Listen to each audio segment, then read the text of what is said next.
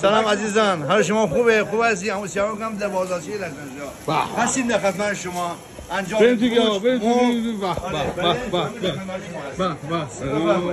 سلام بالا میستر. سلام قربان. نه چی داریم؟ بال خوش دایمی قیمه. تفت کن تفت. یا کن. شما ببینم. چی داریم این تمام گوش داری امروزی چه اصلا حرف نداره. غذای محلی شبودم بال خوش دیم اصلا صحبت کنم. چی غذا میگی؟ باید قرب بخوردی. الله.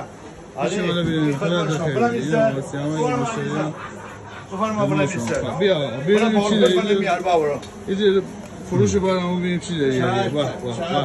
اول بهداشت. اول کار بهداشت کنیم. فروش نیا بکن. تمام گوشت، تمام مخمور. تمام تخمور. غلیظ عالی. نیا بکن. غلیظ عالی. چش مشینمون ببینم. هم میگل شما میرم اینم قیمه نیا بکن گوش نیا بکن گوش نیا بکن برم نیا بکن میمونان عزیز این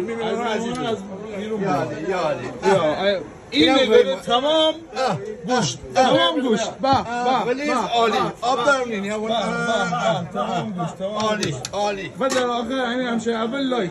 آره اما در خدمت شما هستیم انجام وظیفه بکنیم. شما بازاران رو باید در خدمت شما خیلی بود هم دیگه ندیدیم. هم مایمزان بود هم بیجاکش بود. الان اینجا تو نبودیم.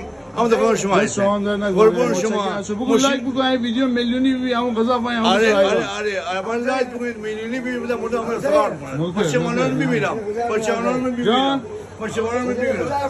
آره ولی روزا گرم نه ما همشهریان نوکرم در خدمت شما هستیم. شما میبینم. خیلی ممنون.